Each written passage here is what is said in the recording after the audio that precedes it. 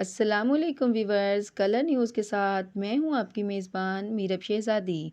वज़ीर आज़म का इंतखाब। इजलास शुरू होते ही नून लीग और अपोजिशन अरकान आमने सामने आ गए।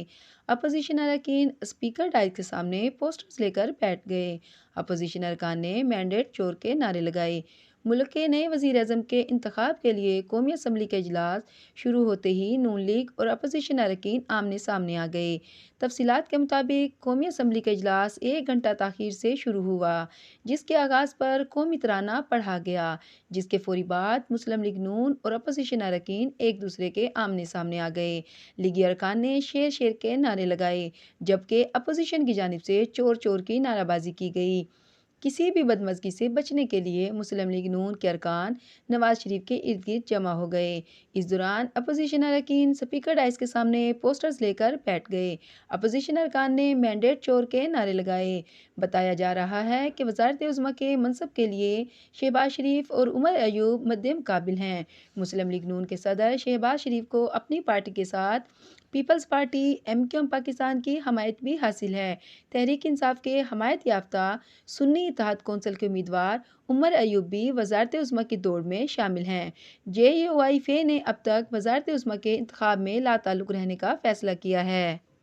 मालूम हुआ है कि वज़ारत उज़्मा के लिए 326 के ऐवान में सादा अक्सरियत के लिए 169 वोट होना ज़रूरी हैं।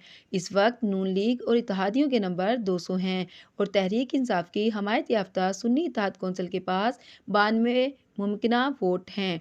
स्पीकर के हुक्म पर वज़ीर आज़म का इंतखाबी अमल शुरू होने से कबल 5 मिनट तक घंटियाँ बजाई जाएंगी। घंटियाँ बजाने का मकसद तमाम अरकान असम्बली को अंदर जमा करना है। घंटियाँ बजाए जाने के बाद ईवान के दरवाजे लॉक कर दिए जाएंगे, जिसके बाद कायदे ईवान के इंतखाब तक कौमी असम्बली हाल में ना कोई बाहर जा सकता है, ना ही किसी को अंदर आने की इजाज़त होती है। इसके बाद स्पीकर कौमी असम्बली वज़ारत उज़्मा के नामज़द उम्मीदवारों के नाम पढ़कर सुनाएंगे।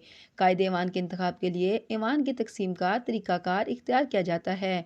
स्पीकर एक नामज़द उम्मीदवार के लिए दाएँ और दूसरे के लिए बाएँ तरफ की लाबी मखसूस कर देते हैं। कौमी असम्बली का हर रुकन जिस उम्मीदवार को वोट देना चाहता है, उसकी लाबी के दरवाजे पर अपना वोट का इंदराज कराता है और फिर इंतखाबी अमल मुकम्मल होने तक लाबी में चला जाता है। इसके बाद स्पीकर कौमी असम्बली वोटिंग मुकम्मल होने का ऐलान करते हैं और एक बार फिर 2 मिनट तक घंटियाँ बजाई जाती हैं ताकि अरकान लाबी से वापस ऐवान में आ जाएं। इसके बाद स्पीकर कौमी असम्बली कायदे ऐवान के इंतखाबी नताइज का ऐलान करते हैं और कामयाब उम्मीदवार को कौमी असम्बली का कायदे ऐवान और मुल्क का वज़ीर आज़म करार दिया जाता है।